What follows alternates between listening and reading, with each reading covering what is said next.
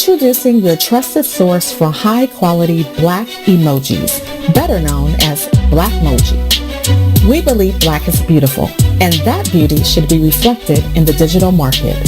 Now there is an app that does just that, starting with Black Greek letter organizations. Blackmoji D9 offers more than an emoji app. It is a cultural experience of Black excellence. Download the app in the Apple or Google Play Store to access a specially curated catalog of emojis representing the Divine Nine. Use the emojis to celebrate Black Greek events, acknowledge current events, support social causes, and learn about esteemed Black Greek members who blaze the trail of Black history. A portion of every subscription goes toward a scholarship fund specifically for members of Black Greek letter organizations to help keep the legacy alive. Download the Blackmoji app today. Shop at Black-owned and operated Solo Beauty, where you are appreciated and respected. Located at 8158 South Cottage Grove, Solo Beauty can supply all of your Black hair care needs. Solo Beauty is open from 11 a.m. to 8 p.m., Tuesday through Saturday. The Chicago Legal Network is the collaboration of attorneys that concentrate in many areas of the law most needed in Chicago neighborhoods. The CLN lawyers focus on personal injury, criminal defense, and other issues. The CLN lawyers all average over 20 years of legal experience and are dedicated to helping the Chicago community. The Chicago Legal Network is committed to developing Black lawyers through mentorship and co-representation. So if you were injured in a car accident, slip and fall, or injured on the job, or you need assistance with criminal defense, including driving violations and DUI, check out chicagolegalnetwork.com for more information or call 773-912-3545. 773-912-3545. Maze Jackson. If you could make up a social media holiday, what would it be? Randy said National Don't Let No One Put You Down Day. No one. What you gonna do? So when they say something crazy, you slap them? Be like Maze said. Remy said a Jukathon Day. Man, we about 60 years old. I be done had a heart You gotta attack. get your heart rate up. Okay, not that far. All right, Mario said my favorite one. My friends and I do what we call National Call Off from Work Day. As a business owner, I don't. You don't like that, yeah. I don't like that. Because I'm the boss of this family. We got Marcus Garvey Day from Remy too. Oh, Marcus Garvey Day. All right, what will we do on Marcus Garvey Day? Call off from work. I'm gonna need you to go ahead and come in tomorrow. That would be great. Okay? Yeah, right. Every Black holiday has something to do with calling off from work. Right. You're cool. You, I'm out. How about National Join a Positive Black Organization Day? Because I don't want to be recruited. I don't want to be recruited and the brothers be like, thank you. Thank you. How about National Tell White People the Truth Day? Tell them how you really feel. You can't handle the truth. Why don't we call that National Black People Get Locked Up Day? I'm going to tell them there's an African-American man threatening my life. Hello. The most dangerous show in the morning. WIFTV. Live from your studio. You're listening to Book of Dawn. Book of with Dawn Millhouse.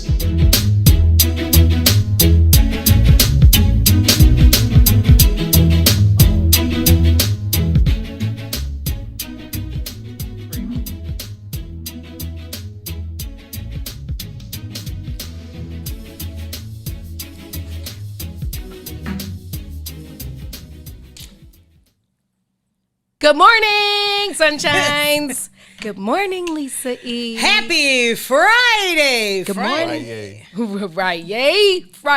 Good morning. Good morning, Ronrilla. They bring in the heavyweights on Friday. That's why we got Ronrilla. Just keep it realer. Keep it realer. Don't keep it real. Keep it realer. Let me make realer. sure my space is clean. See, I like Lysol. That's the Lysol cute. right there. Aw.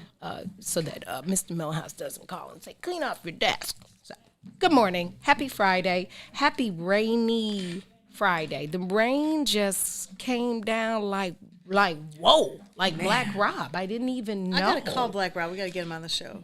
Is he? Except I right, thought he was sickly. That might be the Ain't way. he sickly? Well,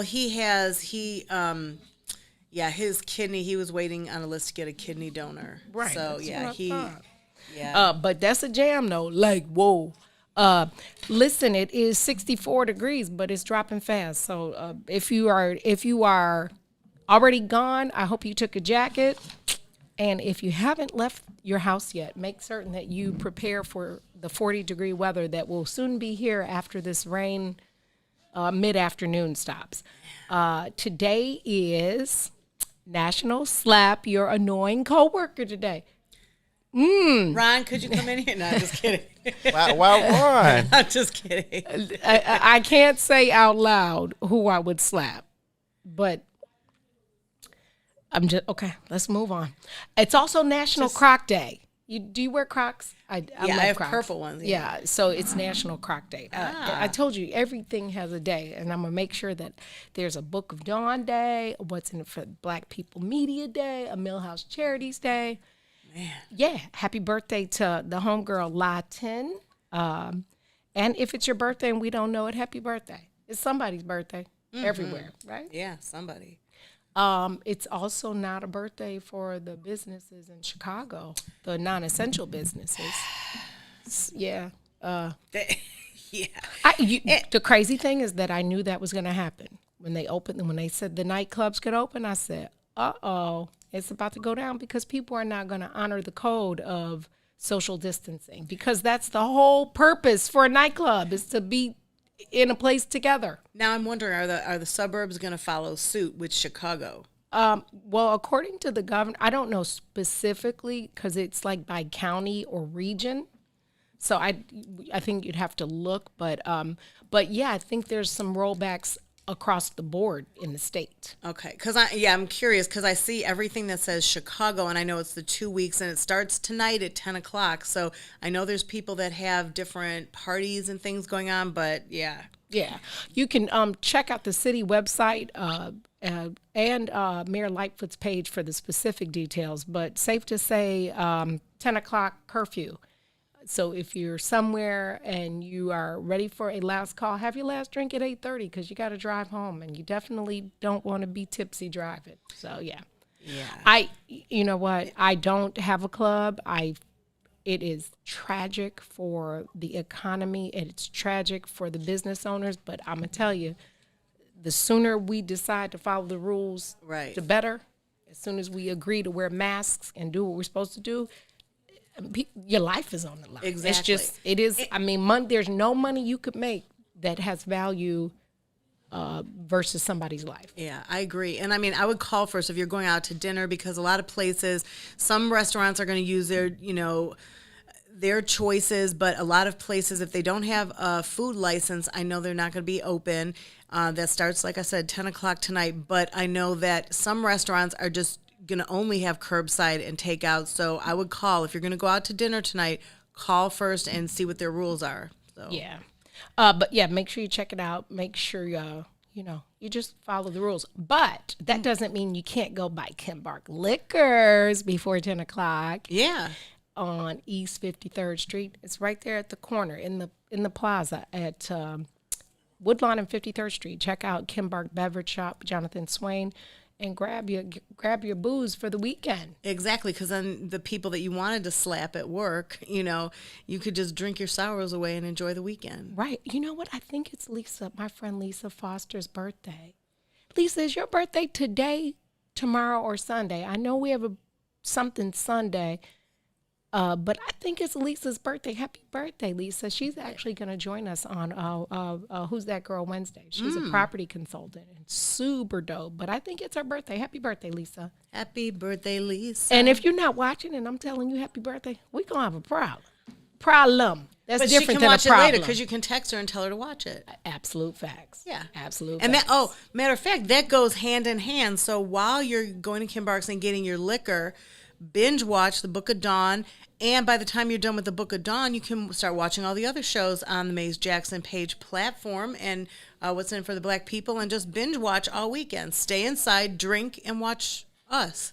And I guess I should say happy birthday to the people tomorrow already, because we won't be here. Right.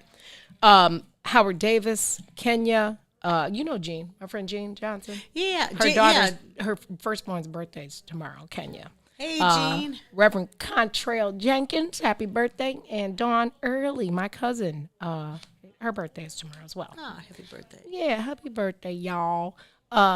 Listen, what else is, what's going on with Jennifer Hudson? So, well, Jennifer Hudson, she's always super serious about everything, which she takes her craft seriously. And so she's spoken out about Aretha Franklin's, some people say, do you say biopic or biopic?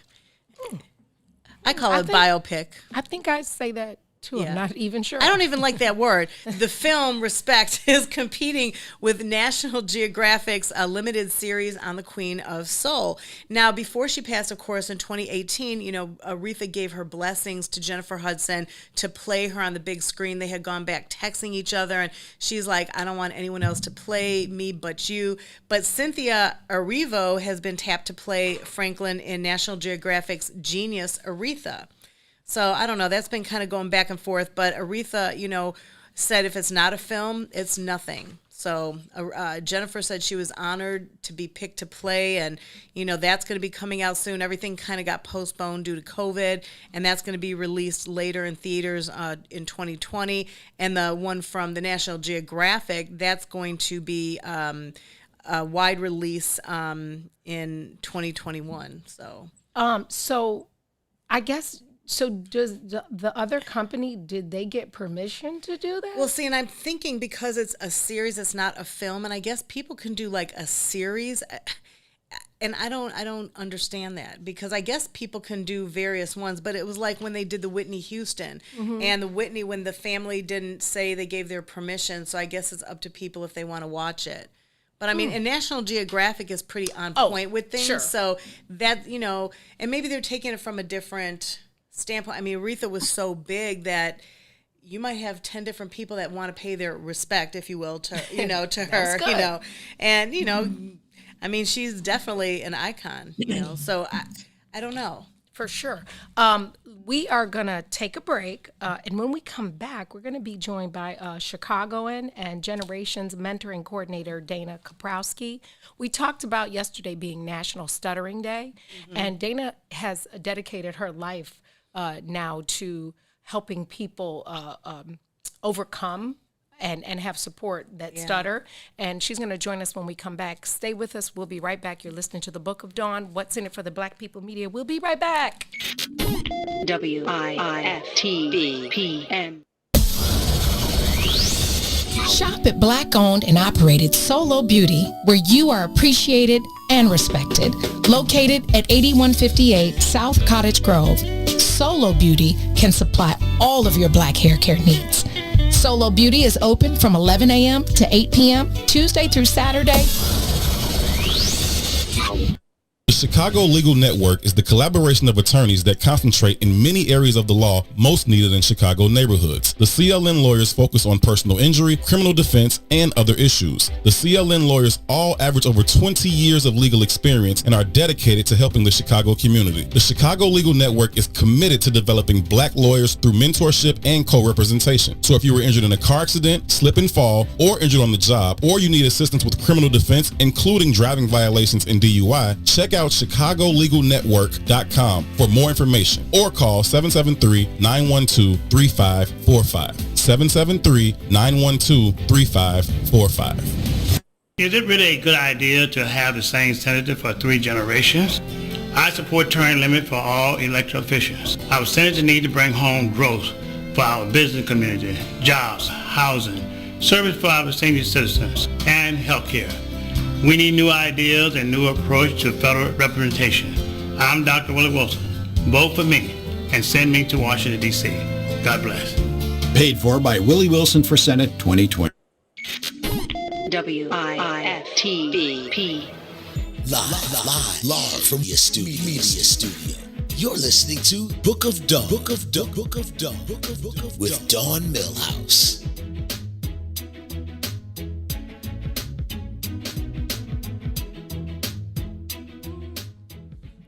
Welcome back. You're tuned in to the Book of Dawn on What's in It for the Black People Media on a rainy Friday. Rain, go away. But I think it's going to leave at like about 3 o'clock this afternoon. Okay, because y'all know I don't really like, I mean, I know the value of it, but I'm not really a rain I don't like girl. I don't like driving through when you have to go through the puddles and stuff and you don't want your car sliding, or you get the big trucks next to you and they splash. Oh, gosh, that's the worst. I don't like that. That's the absolute worst. Oh, and it was even worse when I was taking the bus in high school and you standing on the corner at the bus stop and the cars drive by you and splash your whole outfit. That was the absolute worst. And don't you think sometimes people do that on purpose? Heck yeah. They want to, they'll be like, what are you going to just run after them and get their license plate? They just totally. Yeah, I absolutely think it's a petty on purpose thing. Welcome back. Right. You are tuned into the Book of Dawn. We are joined now by Dana, Chicagoan and Generations Mentoring Coordinator, Dana Kaprowski. Dana lives in Chicago and serves as the assistant director of a nationwide child care center. But since her, learning about in 2017 the National Stuttering Association and then going to attending a conference a year later, she has developed a passion to helping people who stutter. Yeah. And we talked about yesterday being National Stuttering Day, which we didn't know until we did the research. And I yesterday. had it written down. I just forgot the date. Right. But then Lisa was like, wow, I actually know somebody that works, to help people overcome. So Lisa, would you like to bridge? Well, and to bridge, I think it's so important what she's doing. She's part of the Generations Mentoring Program for the National Stuttering Association. It partners young people who stutter with older people that stutter, which I think is so great for the times now. And, she can definitely tell us more about it. So Dana Kaprowski, how are you? Good morning, guys. Good morning. Good morning. Welcome to the Book of Dawn. Dana, I just looked up the definition, actually, for the first time in my life, and my dad has stuttered my entire life.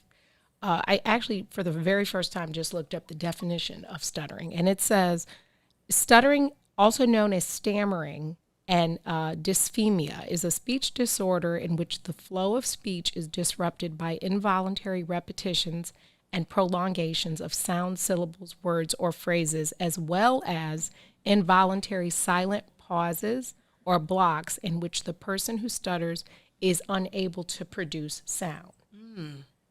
Didn't quite know it was that deep. Yeah, I didn't know either. And so when Lisa shared with me the work that you do, and we had just talked about National Stuttering Day, we thought it was fitting to have you come on and talk about an organization that you work with and have the passion for to help people overcome and find support in their disability. Yeah, when I found, or before I found the National Stuttering Association, I'll just refer to it as the NSA. I was so shy and afraid to talk, and what are people going to think about me? And then I got introduced to this foundation, and it literally changed my life. At this point, I had never heard anybody else stutter. So to hear other people stutter, it was like, I'm not alone, because being a person who stutters, you think you're all alone in this world.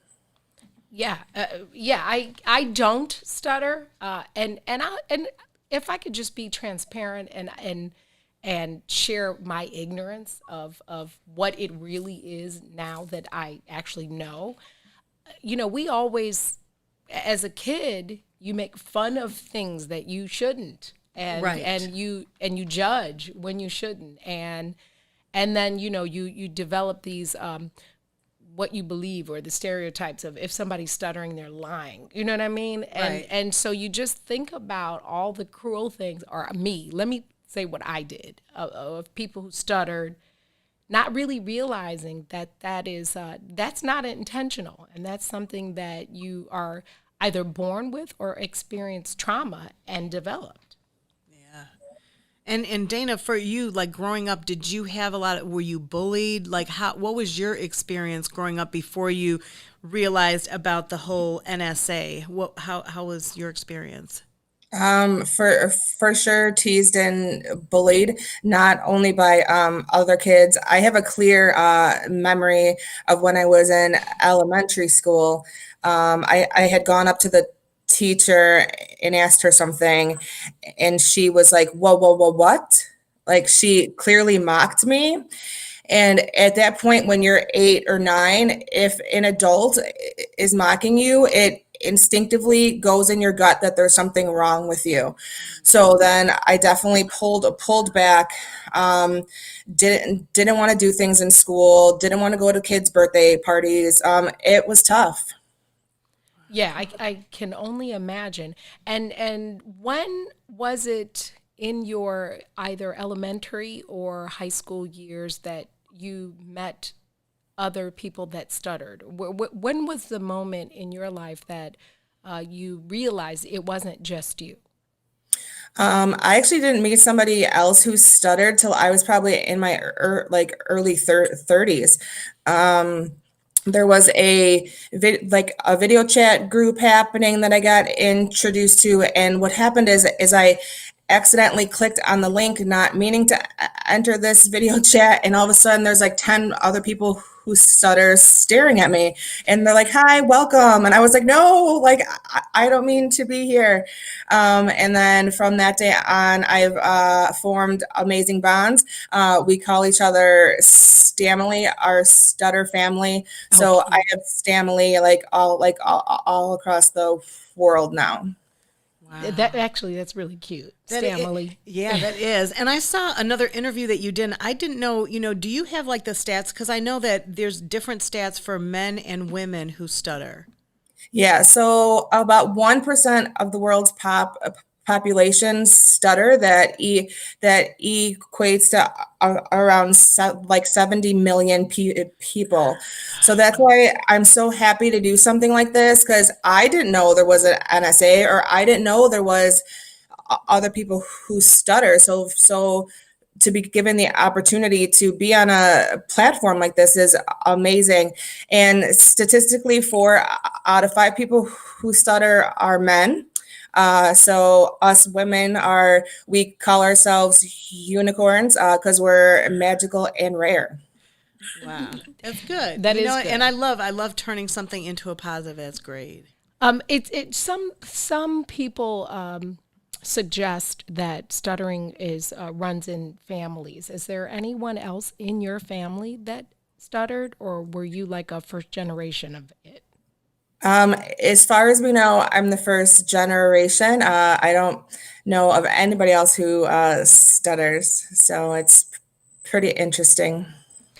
So what I think is, tell us about the mentoring program about generations and what you do with that. And actually, we're going to take a quick break, stay with us, and then we're going to talk about what you do with generations and how other people can support or become involved in what the work you do.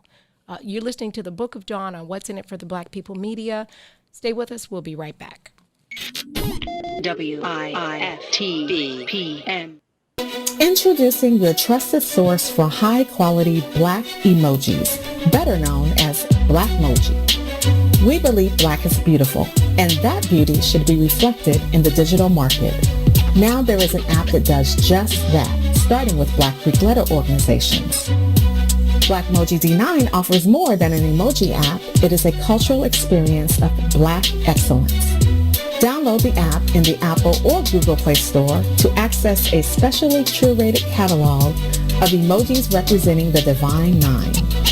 Use the emojis to celebrate Black Greek events, acknowledge current events, support social causes, and learn about esteemed Black Greek members who blaze the trail of Black history. A portion of every subscription goes toward a scholarship fund specifically for members of Black Greek letter organizations to help keep the legacy alive. Download the Blackmoji app today. Shop at Black-owned and operated Solo Beauty, where you are appreciated and respected. Located at 8158 South Cottage Grove, Solo Beauty can supply all of your Black hair care needs. Solo Beauty is open from 11 a.m. to 8 p.m., Tuesday through Saturday. WIFTV. Live from your studio. You're listening to Book of Dawn. Book of with Dawn Millhouse. Welcome back. You're tuned in to the Book of Dawn on What's in It for the Black People Media. We are having a conversation with Generations Mentoring Coordinator Dana Kaprowski about some information that I certainly have just been informed about, the statistics of the number of people across, was it the world, she said? Yeah. In the world that stutter. I'm the child of a stutterer. And I think we've probably teased my dad my whole life, not really understanding why he did it, but and where it started. I've always thought it came from trauma he experienced as a child. Definitely don't know that I could say that with confidence now, because there is really no factual determination of how or why that starts. But Dana, tell us what Generations Mentoring is and what work you do there. So Generations is a mentorship program where we pair adults and youth who stutter. Being a child who stutters can be super scary. I mean, I think being a kid with anything quote different is just a scary thing. So what we do is find mentors with the same interests as them, and then I meet with the parents and the mentors, and then we just have a discussion about what they're looking for. Then basically they're texting, video chatting, playing video games. They're forming bonds that are going to last a whole lifetime. Now and so that starts at what age? Is there or do you have does it start at like toddler age, or is there a certain age that Generations begins?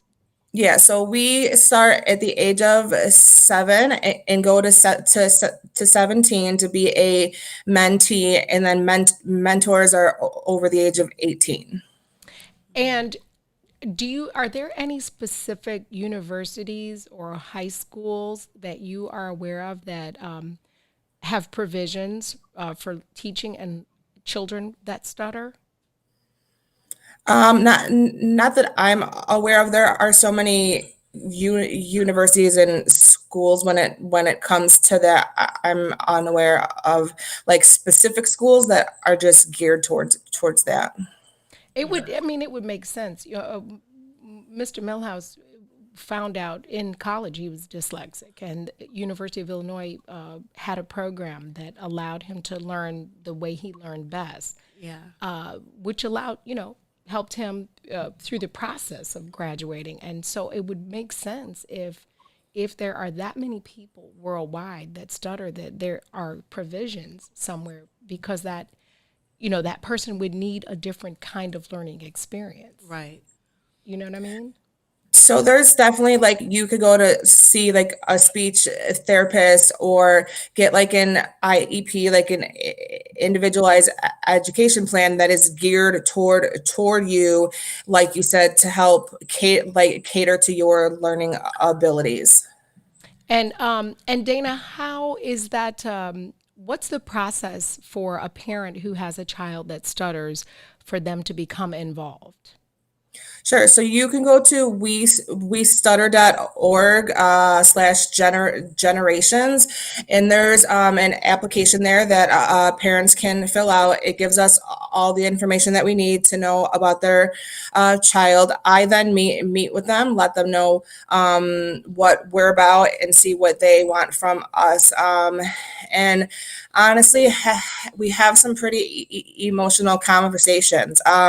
When parents of children who stutter see me as a successful adult, we have cried together because I give them hope for their kids. A lot of parents want to know what they did to cause their child to stutter, and that's not even the case. So I'm excited that I could use what I call my God-given challenge to help other people. That's amazing. Yeah, that is amazing. Man. And it's purposeful, and so it gives value to your struggle. There's always a purpose for the pain. And so you take all of the things that you experience, not having anyone like you, and then being able to reach back and allow another kid not to have that experience. That's purposeful. And Dana, like right now, I know you said before you got involved with this, you were getting bullied and you would be very shy. Now, when somebody that meets you now, do you still go through any type of, I guess it would still be like bullying or people that say things to you a different way? What is your reaction, or what do you say back now to these people? I am so much more confident now. So when you start what we call your speech journey, which means like acceptance and confidence, you learn to pause and say, like, I'm comfortable. Like if somebody's being rude, I'll pause and be like, excuse me, like I'm a person who stutters. And then that kind of puts them in their place to like stop being rude. Like if I can do that now, that could prevent them from doing that to somebody that is not confident in their speech journey, then that's what I'm here for. So as an adult, even you get pretty ignorant comments. So you just need to have confidence and stand up for yourself in a kind way. Dana, what do you accept volunteers at Generations? Is that something that an adult who has experienced it or just has the heart to serve? Is there a volunteer kind of component? Yeah, so we have a mentor role, and that's all volunteer based. We had experienced an overwhelming response of mentors, which is amazing. That we temporarily had to shut that part of it down, just because people were just so excited and waiting. So it's amazing that we had that many people sign up, but for right now, the adult portion of it is kind of on hold right now. Oh God, from the pandemic, right? Yeah, but you guys do virtual. I mean, when you do your mentoring, it's virtual, right? And you said it's around the world. So yes. Is it just? Do you have other translators? Like, do you have people if it was from Mexico or Spain or somebody that doesn't speak English? Yeah, I have a lot of mentors that speak several languages. The majority of our teams are based in the United States, so that's like helpful right now. But like, if need be, I could definitely find somebody that speaks a different language, because we never want to exclude or leave somebody out just because of a language barrier.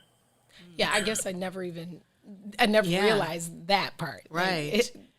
That was closed-minded of me. Well, I just thought of that right now, actually, because I was like, wow, you were saying you do that around the world, and you have and even before COVID, everything that you guys were dealing with, you said around the country, around other countries, was all virtual, correct? So when they do it, they meet up virtually anyway. So yeah, for the mentorship program, yes. But pre-COVID, there are local chapters in every state that you can look up. Again, at westutter.org, you'll find a chapter, which is a support group near you. Right now, they're all doing virtual. Hopefully, once this COVID goes away, we'll all go back to in-person meetings.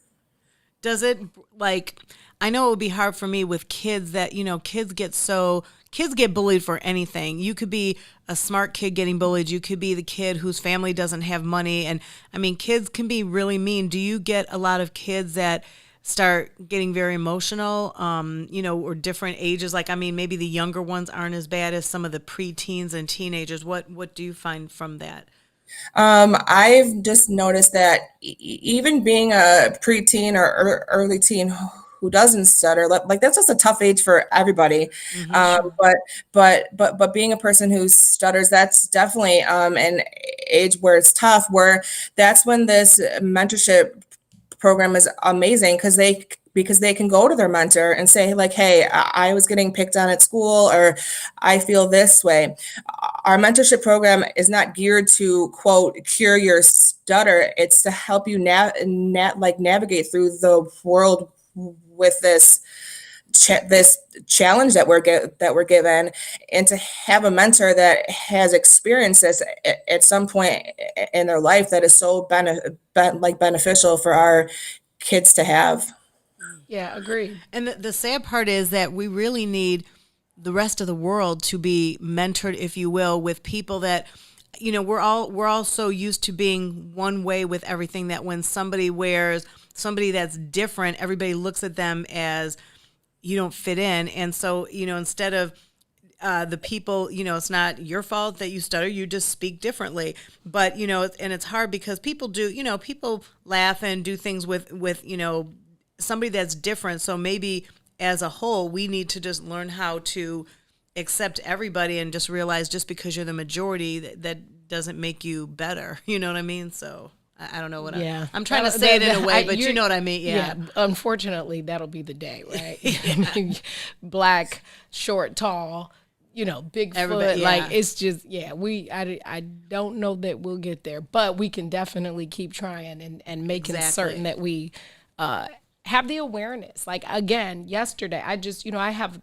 subscribe to the what's the national day and national month because I'm fascinated by the days that, and when that came about as the child of a stutterer, it was why I mentioned it. So I think that really was the purpose, was to talk with Dana, and spread the awareness that there actually is an organization that is mentoring and supporting. Yeah. And I'm glad because we know a lot of athletes, you know, Ron Harper, you know, kind of overcame. He still stutters to a point. Adrian Peterson, the Bears, Adrian Peterson that played for the Bears, he went so far as to write a book called Don't Diss My Ability, which I loved because he was like, I do so many other things. Quit focusing on that. You know, He was a good football player, great football player. You know, he did so many things for the community. So let's focus on that. So.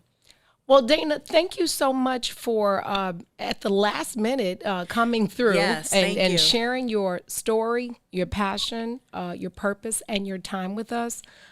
We hope that even if just one person that needed this information has it for their children or for themselves, that we make, if we can just reach one person, I think we've done our job for the next generation, you know what I mean? And so we are grateful for your courage, for your work, and for your time that you have spent with us this morning.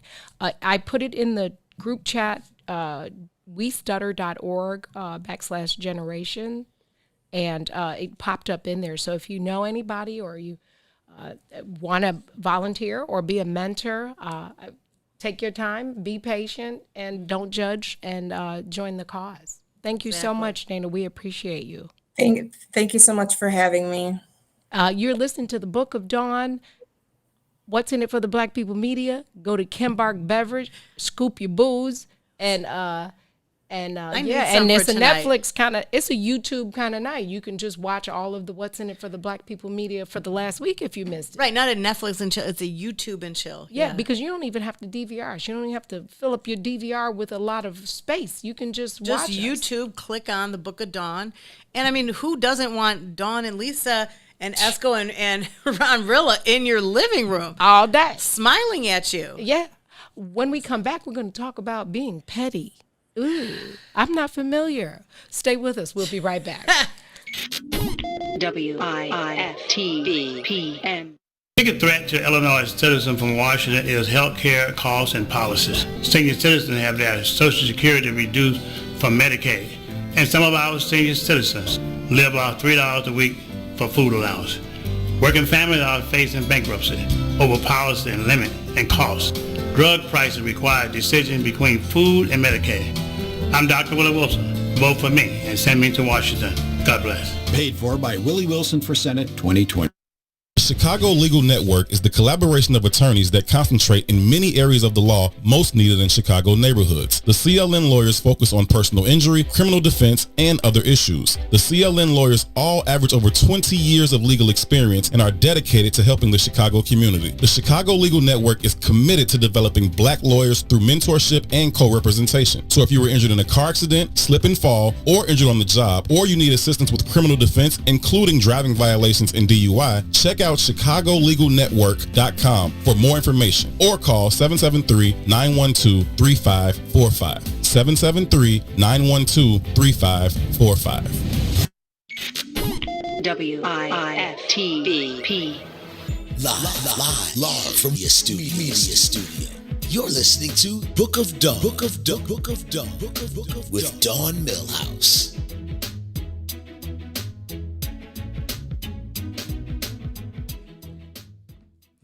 Welcome back. You're listening to the Book of Dawn on What's in It for the Black People Media with Lisa E. and Ron Rilla on a Freestyle Friday. Yeah. I feel like I want to say this, and I don't mean this. We're gonna talk about petty, but I got so I'm gonna kick it off, right? So Joe, I love him as a singer. I don't love him. I like him, but he was wrong when he said, I can tell you line because you stutter. He was wrong. We need to inbox him. Oh yeah. We need to tell him he got to do. He might need to make a remix. He need to fix that. He need to do some research. He need to do his research.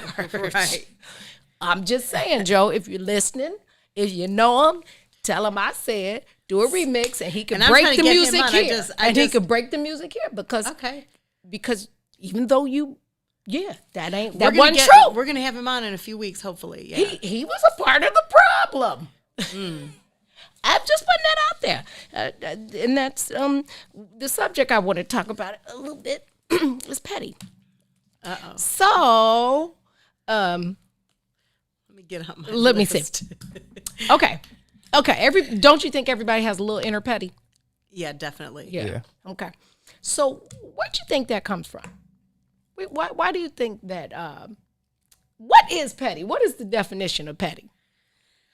And does petty have levels? Okay, this is the definition. Have you seen y'all seen the video surfacing about the little girls at the birthday party? No, what is that? With the little girl, she blew out the other girl birthday candles, and then the other girl started pulling her hair, and it went viral. Yeah. No, I did not see that. I'm gonna have to Google that. And then somebody redid that with adults too. That's what's petty. So the petty is that the little girl blew out the other girl candle, and then she put her hair back. She kept beating her up at the little birthday party. Yeah. She was the girl's birthday that it was beat up the girl that blew out her candles. Yeah. How old were they? They was young, like they were like 5, 6, 7. Oh my gosh, they must be in homes that have a lot of fighting. Because why would that be your instinct at 5 to fight somebody over a birthday? But look, the little girl was so petty though. Even after she got beat up, she was still smiling because she had already blew the candles out. Right. But part of me thinks that was a setup for video, so I don't know. Because I was like, when I saw how young they were, I'm like, did she really just start, Look, so okay, Lisa, do you think that you're petty sometimes? I think I can be petty sometimes, but I think I'm not as petty as a lot of people I know. I think some people are. I think there's definite levels of it. There's people that that are petty about everything. And I think they just go to the extremes. It's like, come on now, let's just live, And I know some people think that I do a few things petty, but sometimes it's just we might look at it like, I don't know, like even, telling people to wear masks or to like not go in certain situations, especially with COVID. And people are like, okay, you're a little petty over there. Like you're, but I was like, I'm trying to be safe. I'm trying to be safe. So Ron, is there a little petty in you? I got like a vengeance petty, like we were saying earlier. Like I'm only petty when I feel like somebody done something to me, and it used to be real bad because I be petty to somebody who don't even know what they did wrong to me. What you said you'd be petty to somebody who didn't even know what they did wrong to me. Oh well, that's the best petty, isn't it? Because it isn't the purpose of petty. Because let me just be 1,000. You can call me Petty Wap, Petty LaBelle. You can call me all that because I've been all that. I can't help myself. I didn't even know sometimes I don't even know that it's happening. So is petty, isn't that the same as sarcastic? That is a form of being petty, being sarcastic. Because I definitely am. Yeah, I can be petty with stuff like that. Yeah, that makes sense. What do you feel you're petty about? I'm caustic. I'm past sarcastic. Like I'm the next level of sarcastic. I would describe myself as caustic because my tongue, it just sometimes just goes. It has its own brain and it does not stutter. Okay. So, this mouth here, when I'm there, I don't know. But what am I petty about? A lot. I don't know. I ask people that I used to do petty relationship stuff. I was petty in relationships too. Like say my girlfriend will watch a movie without me, and we had talked about it. I'd do something else we were supposed to do together without her. Yeah. Well, big facts. Hey, big facts. Yeah, that's petty in relationships is a whole nother level of petty. Right. Yeah, because sometimes people make you be petty. You know, like sometimes don't they don't that. do you right. Yeah, they don't do you right, and you're like, okay, I just bought all this. I'm making dinner, and then they cancel or they do something, and you're like, okay, you know what, I'm gonna do it for somebody else. And that is kind of petty sometimes because knowing that you don't want to be with somebody else, like. But I think it's levels of petty. Like, because like dumb petty doesn't work. Just so you know, dumb petty. If I say, Lisa, I want to go to see, I don't know, Barry Manilow, and you say, oh, I don't have any tickets, and then you go the next day and you take somebody else and you post a picture. To me, I'm gonna take that as that you're petty. Yeah. Because at that point, all you have to do is say, I'm going with somebody else. You know, I'm not taking you. But then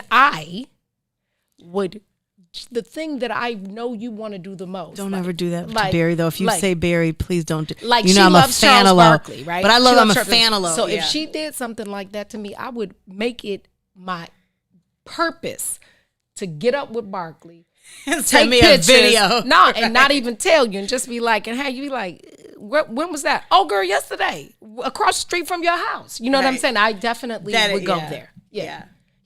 I can't help myself. When I waited tables, I was petty because people treated me like I was street booty. Like, I'm actually making a lot of money waiting tables. And so they would say things that I just, like, it never turned off. Like, neat freaks, friends and family that are neat freaks. My family, I'm not dirty, but I can be cluttered or messy at times, but I can find everything. And it's like my family, like my dad, both my brothers are super, my sister too, everybody is very, like, got that kind of OCD. And when my dad too, and I would do anything to see my dad kind of yell at me right now because it's just been a little over 2 years that he passed. But even with my dad, when he had his walker and I would put stuff in their dishwasher at my parents' house, no, the big plate goes over there. I'm like, me. Dude, this is a dishwasher. They're gonna if the dish is on this side or this side. No. Put the knives in the back. Put this and I mean, see, right. OCD to me, so that's super petty because the dishwasher is gonna wash it. I rinse everything off, so the dishes aren't even barely dirty because we rinse everything off. Everything is rinsed, but. To me, that's petty. Or somebody I worked with. I must have been raised by your parents. Probably. And I was at somebody that you know, who we talked about earlier when we walked in today. I worked at her company, and she kind of was OCD, but I had my own desk. She would come and straighten my stuff out. When stuff is in a pile, I cannot find stuff. I spread stuff out. I'm sorry. I can pat myself on the back. I'm a number one producer because I can find stuff. If you said, Lisa, pull up the story on this, I got it right here. But I don't like when people do that because I don't like stuff all neat and stuff. Now, it does work for people, and if it's your company or your business, that's different. But for my stuff, everybody's got their way of doing it, and that's petty. It's not your desk, and it wasn't messy like this right now. My kids, would you say this is messy? If my kids were watching right now, they'd be like, yeah, because me. But I got 3 sheets. Kid so is this messy to you? I'm cleaning up your shit. Right, but is this messy to you? So I have 3 sheets, and I have my iPad, and I have my mask. Yeah, I don't think that's messy. I can't really say I've ever take this. Yeah, don't touch my shit. Yeah, don't touch just tell me. Especially if it's my office. If it's just my office, leave it. This is not your office. It says Lisa E on the door. I'm saying if I felt like somebody was messy, and this might be petty, I would probably just tell you, like, Your shit is raggedy. That's not petty. Okay, yeah, because raggedy is different. Yeah, raggedy is raggedy. kids, Dirty, no dirty. Yeah, but a cluttered, a little cluttered. If that's what you do, it's okay. I am not signing off on what's the show I'm not a bag. No, I don't do all that. I don't collect. What is that like? Hoarders? No.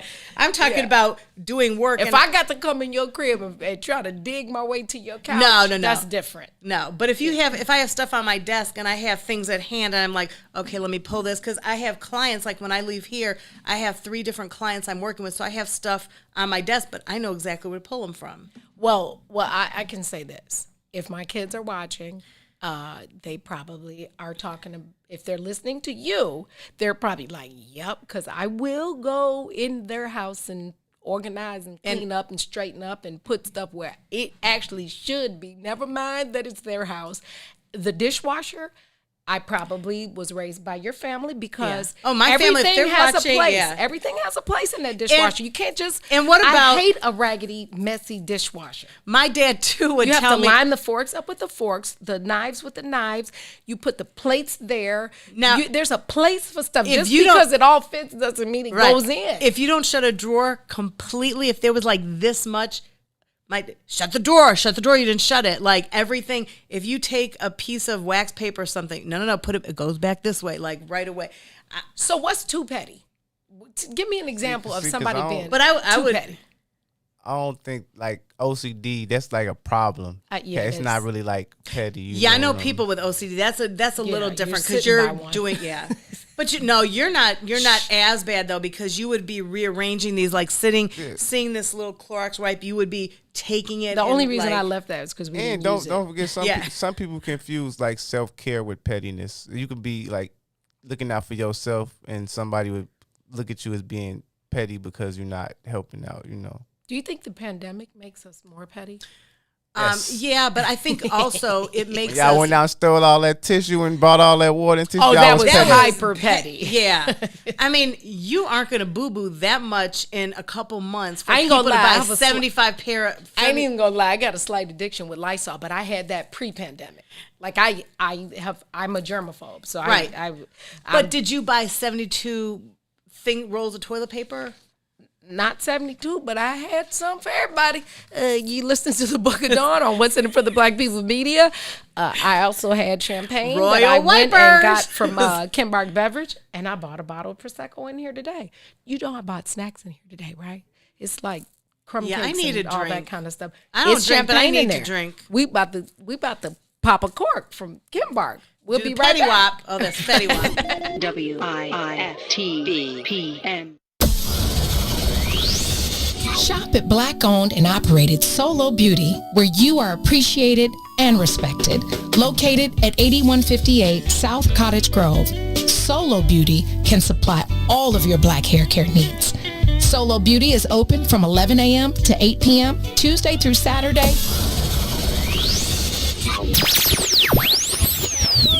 Trigger with instructor Mike on Tuesdays and Thursdays, 11 a.m. to 1 p.m. Why?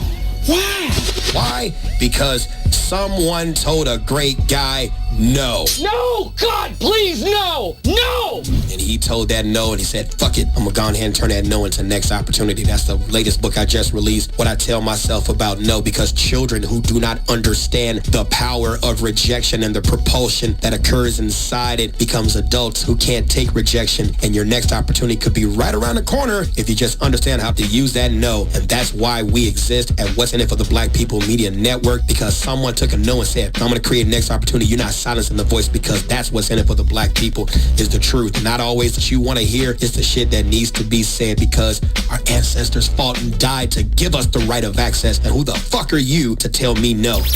Only on What's in It for the Black People Media Network. Hard work, we're on the go. WIFTBP. Live from your studio. You're listening to Book of Dawn. With Dawn Millhouse.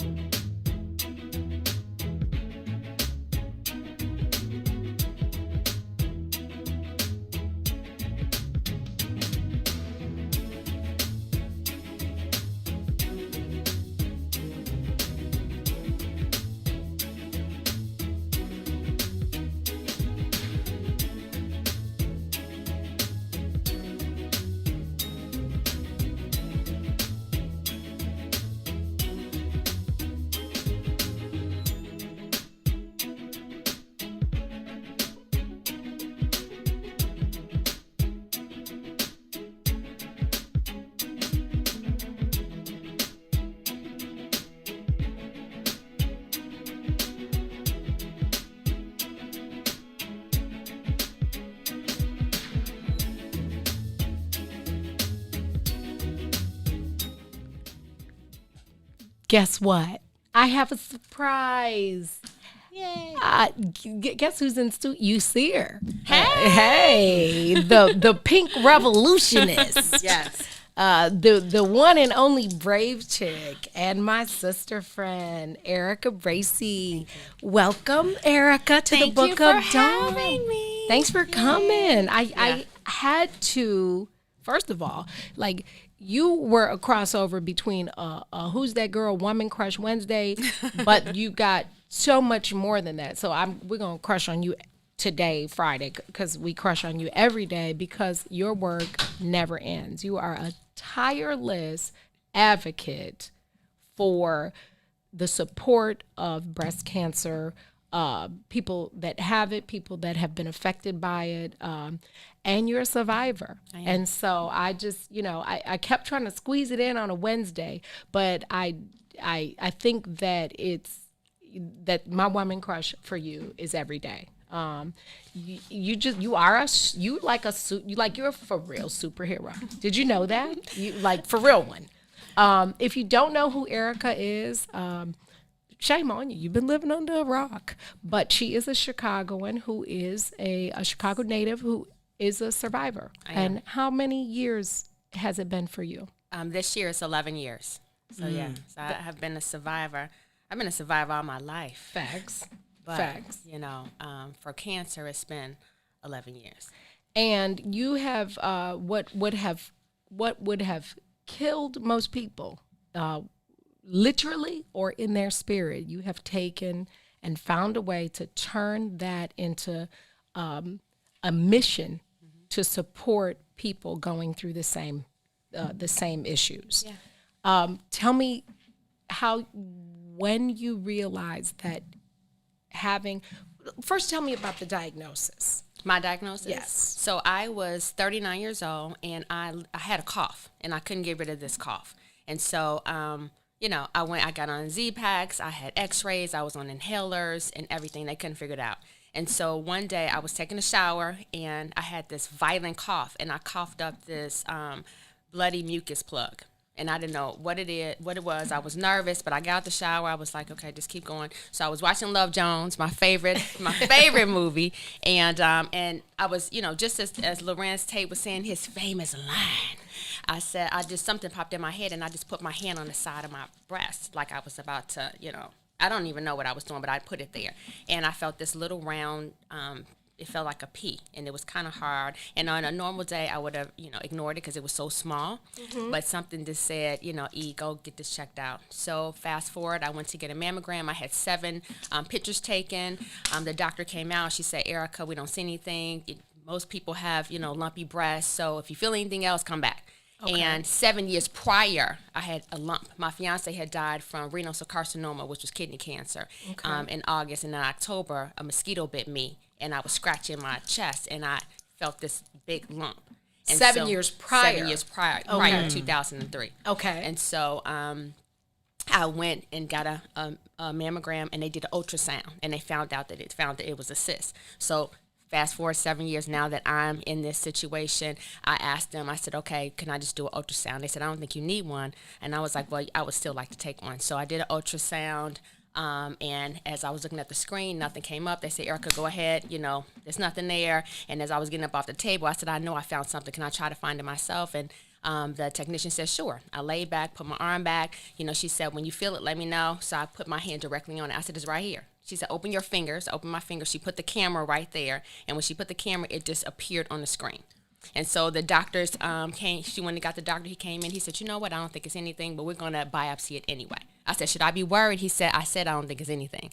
So 7 days later, I was diagnosed with ER-positive breast cancer. First of all, you said like 32 mouthfuls. Man. The biggest thing out of that is advocate for yourself. You have to advocate for yourself. And I learned, if I didn't learn anything, I learned that. I learned that, doctors, we love them. We need them around, but they are people.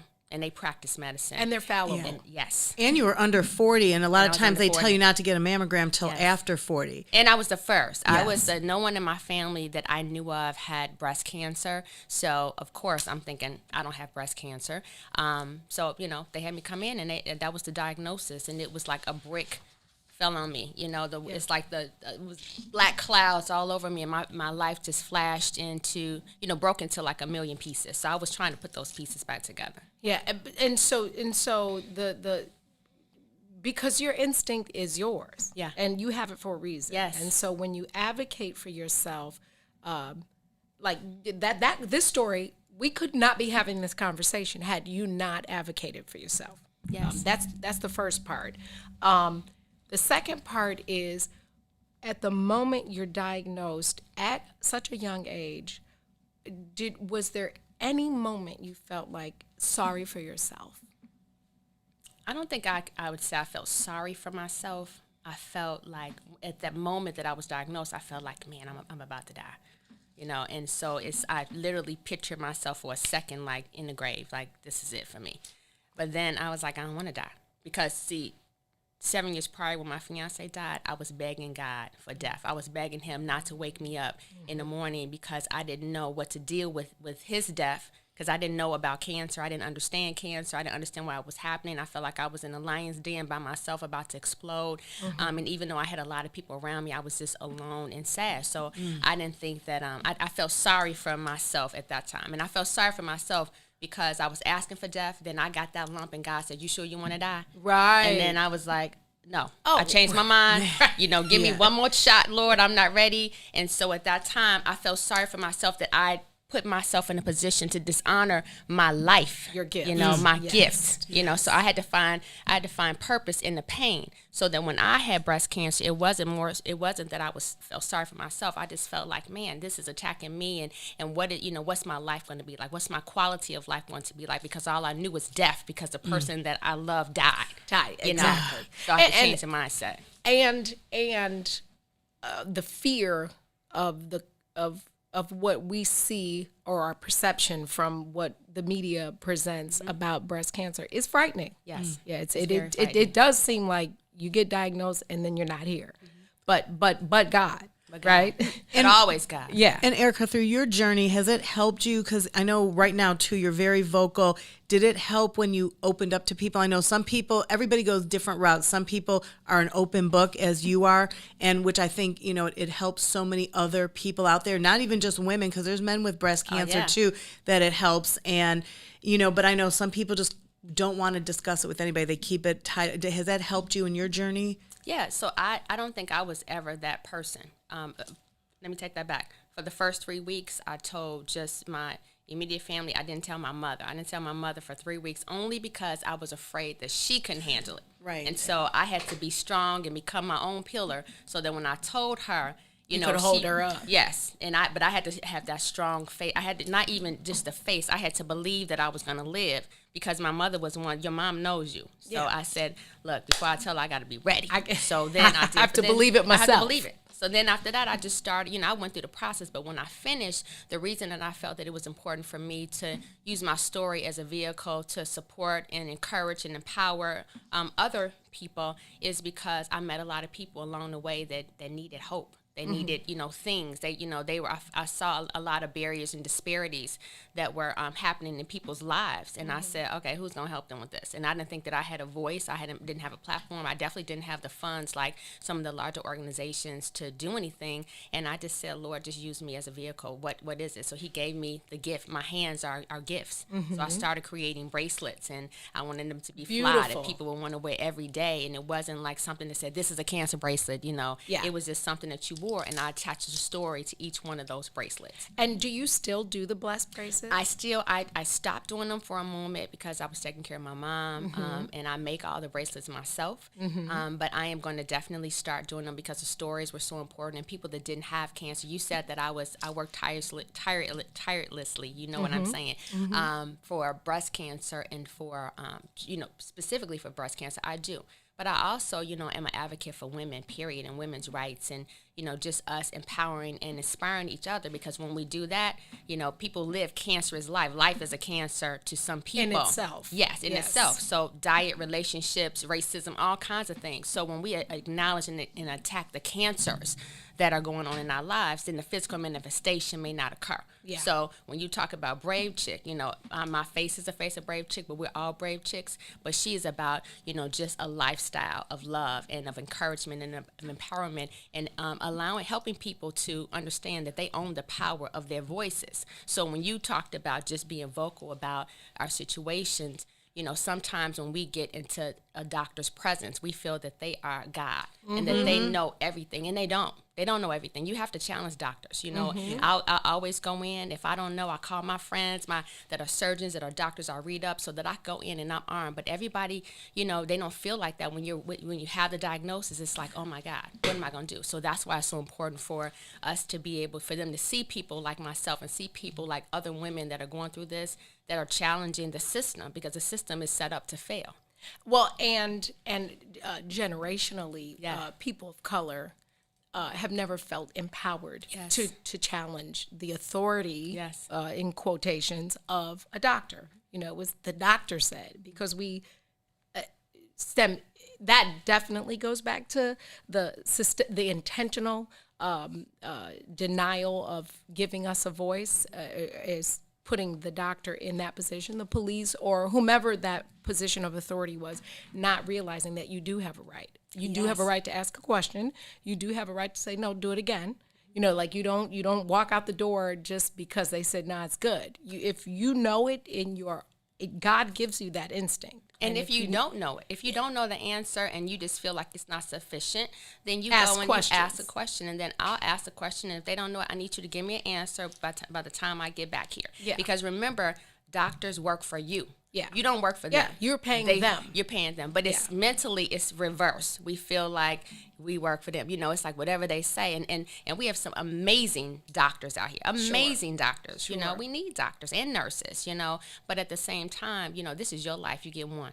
I think what is most enlightening outside of all of your advocacy is transitioning that struggle and that fight from breast cancer to cancer of life, right? Because we daily, there is cancer, specifically in relationships, whether they be boyfriend, girlfriend, or sister. Yes.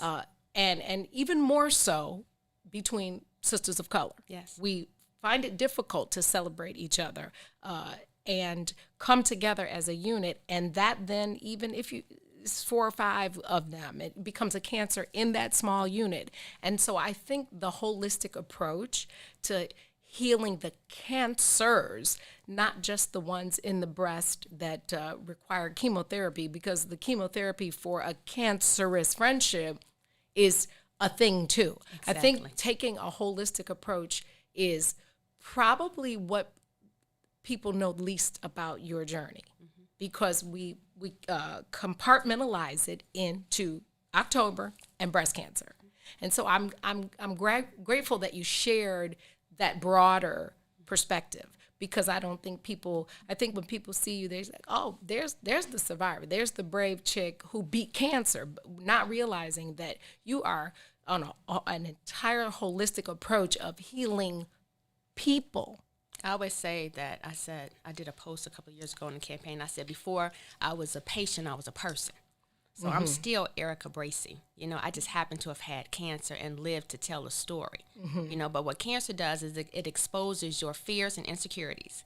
And insecurities in relationships, and insecurities in things that, we eat. Like, I remember just becoming a vegan, and my friends was like, oh my God, here she go again. Her refrigerator is a greenhouse, but now their refrigerators are greenhouses, because Facts. they, literally cancer is cancer, but life is life. And what we put in our bodies, it don't matter if you have cancer or not. Yeah. It can still have the same effects. And again, the physical manifestation can occur. But I just believe that, You know, we are women, we are sisters, we are brothers. My boy Antoine Muhammad, he is fighting breast cancer for the second time. You know, so again, I didn't know that, man. So we are here. You know, he's going through a tough time to support him. You know, and I also want to say this too, is that breast cancer, it is like the number one money making disease out here, right? So we get the most attention because it is just so much money tied into it, you know, but cancer is cancer. You know, it just appears different places in the body. And we have to, like I said, I would love for people to look at cancer like a cold sometime, meaning that, you know, let me not take it out of context, meaning that when you have a cold, you may go to the doctor, you're going to do something about it. Some people find lumps and, like you said, they're, you know, fearful. They don't want to be judged. They don't want to be looked at differently or anything like that. So they don't say anything. So Black women, you know, literally, besides lack of access to resources, besides inferior treatment plans, besides not having a whole medical team to support you, you know, we literally have that fear of, man, I'm gonna be judged. You know, I don't want people to know. You know, so I'm like, let them know, because when you know, you can help. Voice. Yes. Absolutely. You are tuned into the Book of Dawn on What's in It for the Black People Media with a real brave chick, and I had to throw this in here before we go to break. Did you want to tell them what high school you went to? Yeah, I went to Luther South. Braves for life. Go Braves of Luther South, fight on to victory. Win Braves and you will see what leaders you will be. Go, go, go. Go Braves of Luther South. And hold your heads up high. We'll stand up and give a cheer for the victory of Luther High. We'll be right back. I love it. WIFTBPM. Millhouse Jackson. If you could make up a social media holiday, what would it be? Randy said National Don't Let No One Put You Down Day. No one. What you gonna do? So when they say something crazy, you slap them? Be like May said. Randy said a Jukathon Day. Man, we about 60 years old. I be done had a heart. You gotta get your heart rate up. Okay, not that far. All right, Mario said my favorite one. My friends and I do what we call National Call Off from Work Day. As a business owner, I don't. You don't like that, yeah. I don't like that. Because I'm the boss of this thing. We got Marcus Garvey Day from Remy too. Oh, Marcus Garvey Day. All right, what will we do on Marcus Garvey Day? Call off from work. I'm going to need you to go ahead and come in tomorrow. That would be great. Okay? Yeah, right. Every black holiday has something to do with calling off from work. You're cool. I'm out. About National Join a Positive Black Organization Day, because I don't want to be recruited. I don't want to be recruited and the brothers be like, thank you. Thank you. How about National Tell White People the Truth Day? Tell them how you really feel. You can't handle the truth. Why don't we call that National Black People Get Locked Up Day? I'm going to tell them there's an African American man threatening my life. Hello. The most dangerous show in the morning. WIFTBP. Live from your media studio. You're listening to Book of Dawn. Book of Dawn with Dawn Millhouse.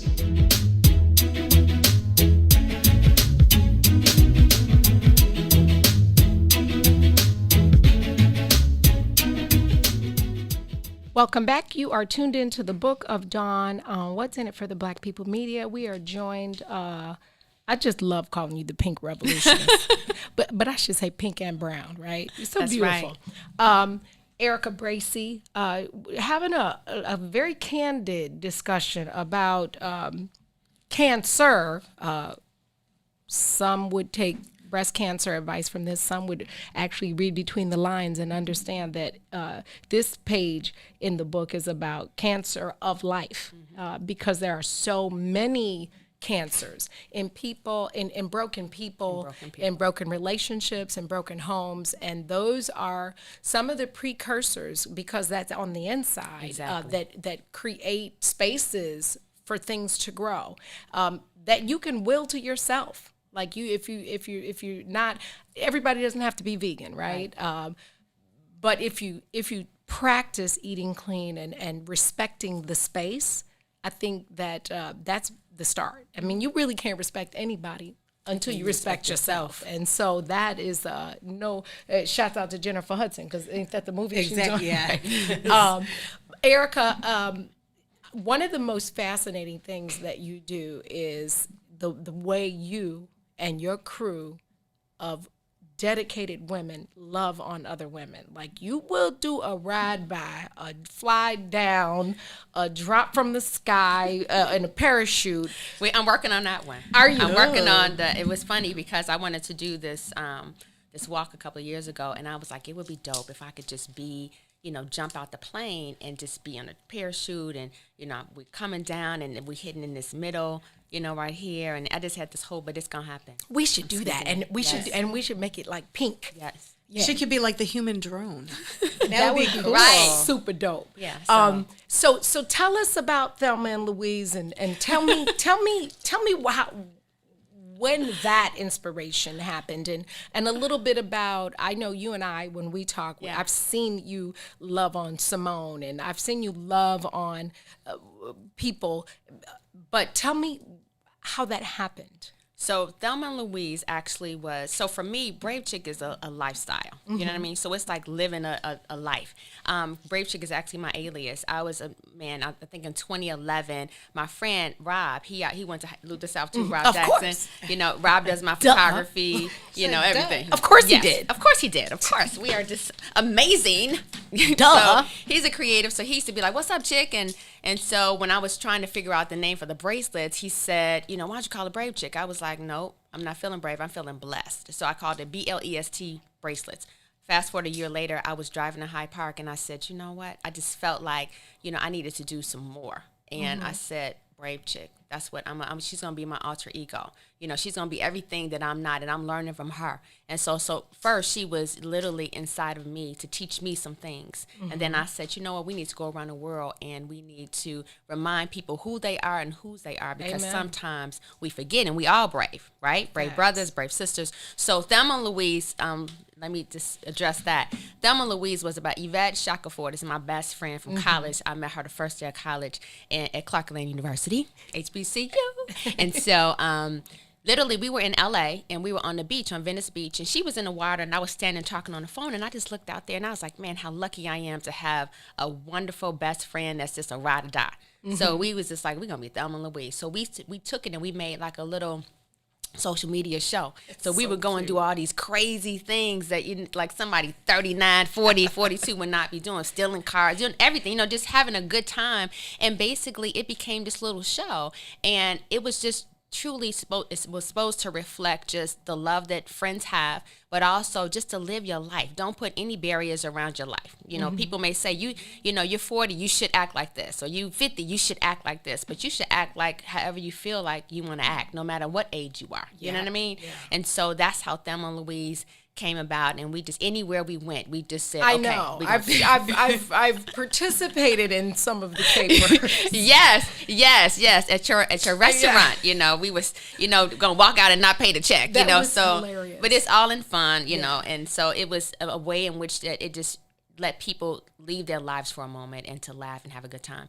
Fast forward to Brave Chick. So Brave Chick, what we do is do ambushes. So for one birthday in my early 40s, I decided that I wanted to go to 4 cities and 1 country in 4 days. So my girlfriend Marquita and I, we literally went to the airport, and we said, okay, we're not going to go to here, we're going to go here. So we went to New York. We were in the airport in New York. We didn't know where to go, who to call. So I called a friend, and I said, we need somebody that has cancer. So he searched around. He said, I have somebody. She lives in Johnson Projects. I said, okay, is it safe? He said, I said, don't worry, we're going anyway. God got us. We're going anyway. So he met us over there, and we went over there, and there was a lady, and we went into her Separino. I think her name is Diane Separino. We knocked on her door, and she's looking like, who are you? Facts. And I'm like, my name is Brave Chick. I'm from Chicago, and I came here to, to bless you. She was like, to bless me?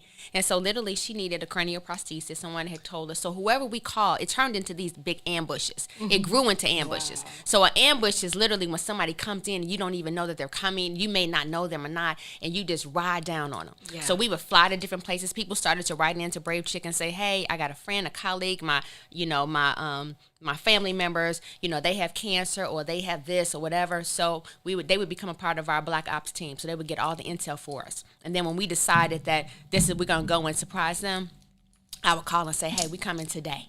Right. You know, and it was like, today. I was like, yep, we on It's our an way ambush. right now. Where are they? You know, so they would tell us where they are, and literally we would show up. It could be 1 a.m.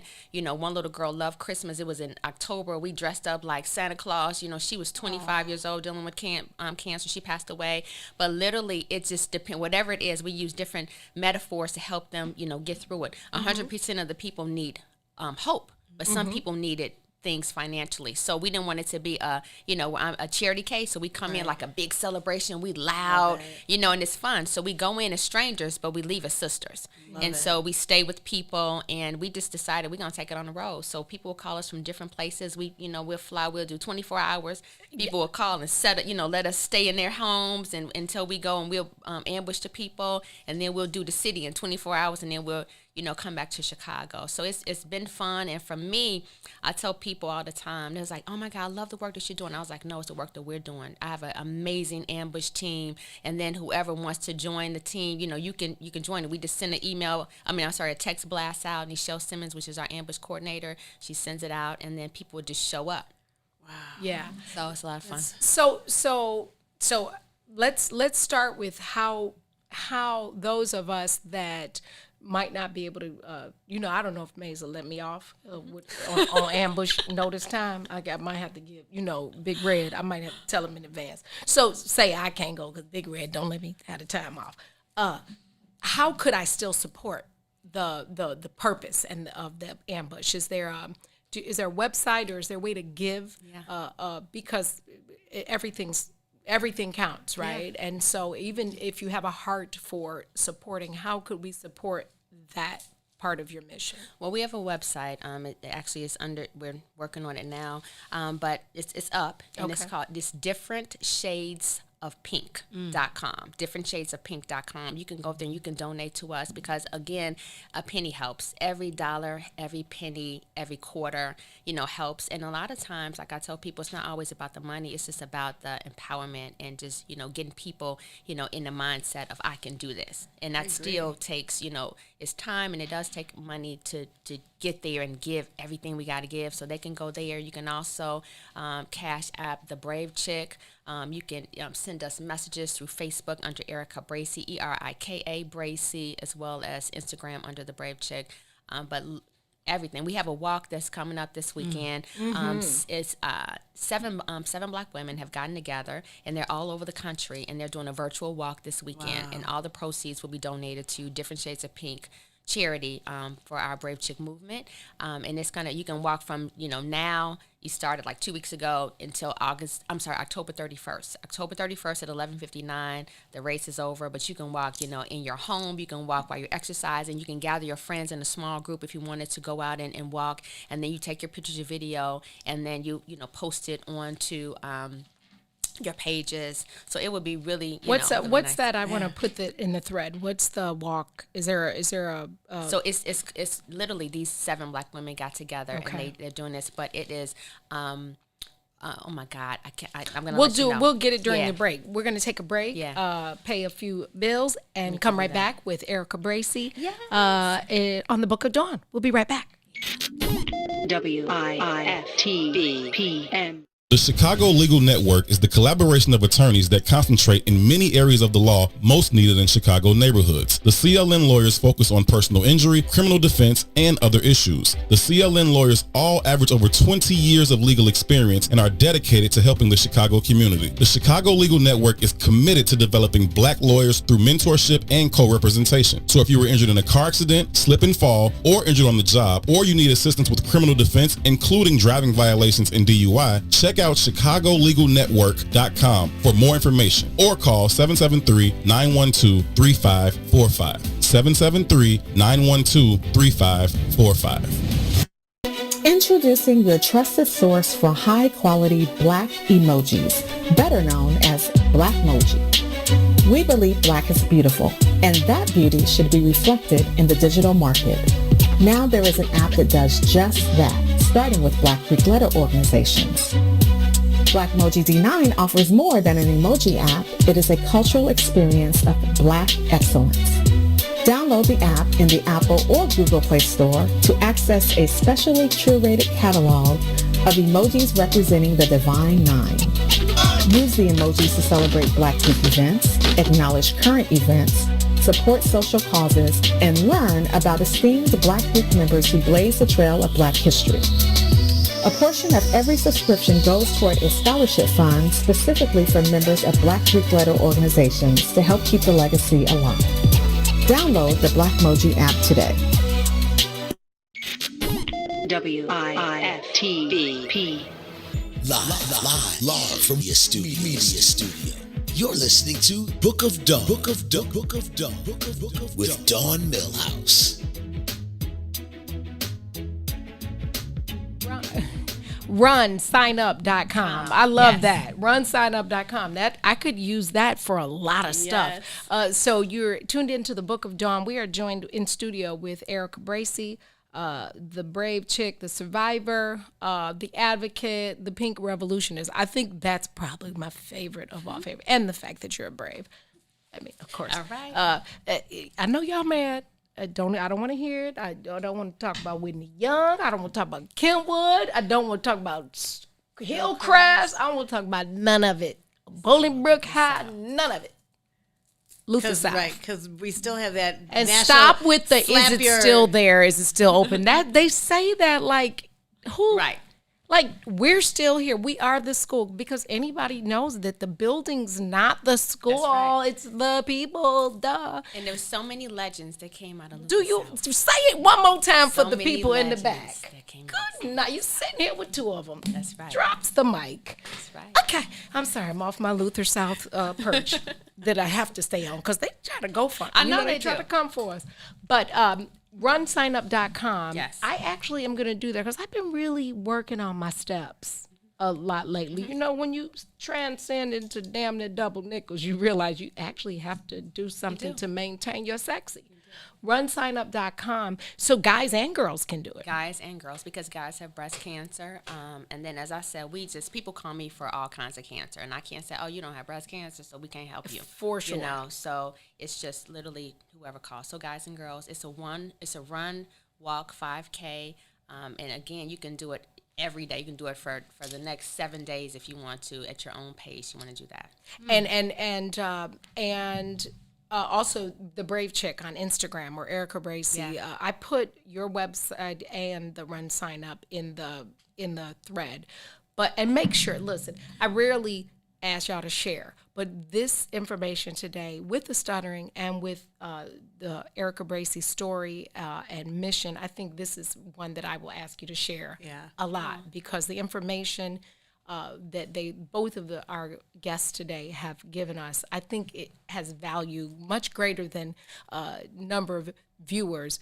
This is lifelong assistance and advocacy, so it's important. Share, and my Mike Love voice. But Erica, so what was I going to ask you? What did I just say I was going to ask her? I completely forgot. I asked you about the Run Sign Up. Yeah. We talked about that. We talked about your brand. Oh, tell me about getting your BET honor. Oh, BET. That was amazing. Literally, they called me. I was in Atlanta last summer, and they called me, and I just happened to answer the phone. It was from New York. I thought it was one of my, family. And they said, oh, my God, I'm glad you answered. Are you available on August, whatever the date was? And I said, who is this? And she said, start there, Chicago. She said, this is Breeze from BET. I was like, okay. She said, and I'm listening to her. I'm like, this is a prank call. So then she said, look, I'm going to send you an email. So give me your email address. So I gave it to her. We hung up the phone, and I got maybe like 7 days later, I got home. I just looked at my email, and I saw this email, and I looked at it, and I was like, what is this? And I said, oh, my God, this is real. I thought it wasn't real. And so she was just like, please call me. And then she emailed me again, and I called her. I said, I am so sorry. I thought that this was like a prank. And so she's like, no. She's like, we want, to honor you. And we love the work that you're doing in the community. And we're honoring two people. And we're honoring Vanessa Bell Calloway. And you would be the other person if you would accept. So she said, think about it. And I was like, okay. So then I called back the next day. Like, of course, I'm going to say no, right? Right. So I called back the next day, and I was like, I thought about it. I would love to, participate. And so it was top of the line the whole way. I mean, it was amazing. And it was more from me. It was amazing because I never imagined myself, like the work that we're doing, and I say we because it's the village, not just me, that we would be recognized in such a way. And I was so honored that my mama got to go. She was sick, and I didn't know she was sick at the time. But, you know, I look at the video over and over, and I just see her face, and she was just so proud, you know. So it was a good thing. But it was amazing. And I wanted to, they was like, okay, you got to write this speech. And I was like, okay. And I said, you know, I didn't want it to be like, I want to thank Ray Ray. I want to thank, you know, I didn't want it to be a accolade type of situation. I wanted to speak to, you know, young women and children. And I just wanted to, you know, just show them that, you know, somebody that is from the south side of Chicago, we are always talked about in a negative light. I wanted them to know that, you know, women, we are powerful. You guys are queens, you know, so always stand on your throne. You may slip off, but just get back on there, and that you can do this. You can, you know, you can make it no matter what it is. Like you could be in your, you know, in a place, but the place is not your purpose. It's just a destination that you're standing in for a moment to get the information and the messages and the lessons that you need so that you can go out and be great. And so that's what, you know, when I looked out into the audience and I saw those women out there, you know, and the men, and that's what I was thinking. I said, you know, how am I going to be great in this moment to impact someone else's life? And it's not me. It's like God. How is God going to use me in this moment to do that? So it was amazing. The day that it was going to air on October 16th, we had planned, you know, my girlfriend's like, you should have a party. Everybody's like, I was like, no, I wanted, you know, do a big like thing. a watch party. Yeah. So you know, a couple of people can come over. And ironically, my mother went into the hospital because she had got sick. And we found out she was diagnosed on October 16th, the day of it, that she had triple negative stage 4 metastatic breast cancer. And so I was like, I'm not going nowhere. So some of my girlfriends and my family, they just started showing up at the hospital, and we tried to watch it on the computer, but it was like all sketchy. So when we got home, we were all able to, you know, to watch it and enjoy it. But it was an amazing experience, and I had so much gratitude to even be thought of, and our mission, you know, again, I was standing up there, but I was representing you know, hundreds of people, thousands of people, you know, just like me. Yeah. And Rudy did. Rudy was the presenter of that award. So that's cool as hell too. Yeah. For those of you that don't know, metastatic isn't that when it has, because my brother had died of metastatic lung cancer. That's when it basically has taken over. It's spread. Right? So metastatic, it has spread. So it just depends on, they have grades, they have stages, which is aggressiveness, and how much it has spread. My mother's cancer has spread it when it was found, and it was found by a fluke. And I'm going to write a book about it one day and tell her story next year. But literally, when it was found, it had already left the primary site. You know, it was in her lymph nodes, it was in some of the organs. So she had to battle. She had she literally, you know, I don't know what's bigger, a war or a battle. A war, right? War. Yeah. So she was in a war. Yeah. But she, man, when I tell you, not because she's my mother, she was the bravest woman that I've ever met, because I saw things with her and things that she had gone through that I hadn't seen or read about before. But they happened to my mother. So I used to ask God every morning. I said, you know what, God, it has to be something that you're trying to teach me. Sure. Because I can't believe that you putting this on me. Right. Really? That's when you can talk to him like, hold on, let me call my brother. Hey, Jesus, tell Daddy. I said. And it was those situations in the morning, and I just was like, I couldn't believe it. But, you know, she was like, it's going to be okay, E. She could be throwing up vitamins. It's like, how's Don doing today? Yeah. And every day during COVID, you know, we were, you know, supposed to be in the house. We were out every day when the sun came out, when the sky got bright. Let's go. So it was your Mama Bracey wasn't nothing to be played with. Nothing. Okay, if you talking about the village mother, she was. It was this amazing. I cannot put into words just how the world loved my mom, and I was just in awe, like looking like what. And I'm gonna share this with you, and I think that this is who she said that we all should be and how we should live to get through life. She said, you got to love your way through life. You pray your way through life. She said, forgive. Don't hold people hostage. Show empathy. Show compassion. She said, be a sister. Be kind. She said, and remember that you were born for greatness. And that's just it. Love family. That's what she said, and that's what she exhibited. She was an example. She was. And that's what I said. That's who a brave chick is. When I thought about it, that's who brave chick is, and that's what she does for other people. So that's what we got to do. And that's why even at our ages, when she speaks, we listen. Yes. Because in no uncertain terms, she will get with you in love. Amen. In love. It just reminds me, like, this was years ago. Somebody said to me, when you think about, struggle or adversity, they said that God did not dry up the Red Sea, he parted it. It didn't mean that the danger wasn't right there. Right. He parted it. And so you have to take it in the big context of there are going to be some trying times, but walking through it in grace and empathy and love. And, forgiveness isn't really for you it's not really for the person. It's for you, because that's a cancer. Exactly. Holding grudges is a that will kill you, literally. And being mad, what I say yesterday, don't be mad, just keep it moving. You know what I'm saying? Keep it moving because you ain't hurting nobody but yourself. So speaking about Mama Bracey, you showed out when you sent her home. Girl, that 3-day festival, I felt like we was back at Chicago Fest. 3-day. Erica hosted a 3-day parade, a festival, and gave her mother I felt like we was in the village in Nigeria. You know how when they celebrate funerals in Nigeria are everything. I went to one. I was like, this is the whole party.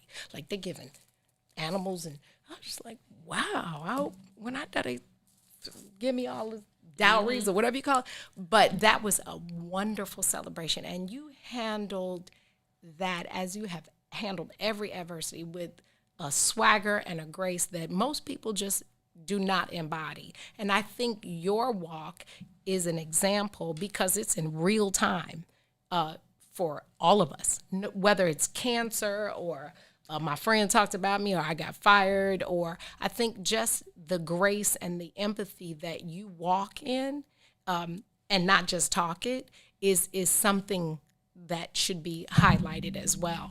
I've seen you ride down on so many people that I know. It just is a reminder to me, somebody who is the one who, sometimes you just don't want to know. So I'm not getting a mammogram. I don't even want to know.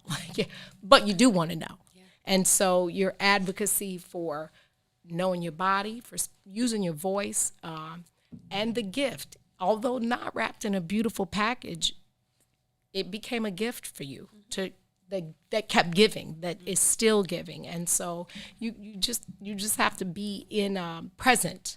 I think that is your story and your life purpose, I think, is a reminder that you have to be present. You have to be present. And you know what this is? You always have to be present because time will go. You got to, relish the moments and make moments. And, when I look at my mom and she's not here, and it's hard, but I just say, you know what? I just thank God for the moments that He gave me. And He gave me 9 months to get lessons. And we are, we all are in this blueprint. This is the brave chick is the evolution. We are constantly evolving as people and as women, but it's a blueprint. And so I take out what I need and I put in what I want to give, and when we go and ambush people, we literally take pieces of people, put it into the blueprint, and then people come in and take what they need, and that's what we have to do. And the reason that we go around the country and around the world, we've been to China and to Spain, the reason we do that is because my block is on lock. You know what I mean? I know what's happening in Chicago, but we got sisters all over the world, and it's about building bridges and grabbing hands and being a domino. So that's what the whole thing is. And I use the creative arts because I love, dope fly stuff, Yeah. So I use the creative arts to get the message across. Your imagery is the imagery, I'm not a rapper, but my girlfriend Wendy, who's Wendy McDonald, Dr. Every Woman, she and I we didn't do one this year. Okay, it's Freestyle Friday. Go ahead and drop. But I can't. I'm not a rapper for real. Wait, hold on. I'm gonna videotape this. Hold on, y'all. Look, you're in my living room right now. I'm not a rapper. Okay. I just said that it's just being brave, and we just do it. Okay. I met this girl when I was 10 years old. And what I love most, she had so much soul. She was old school, and I was just a shorty, never knew I see, I messed up. That's Rashid okay. probably like, you messing up my song. Do it again. You know, but Do it again. Common, mind your business. I know that's your best friend.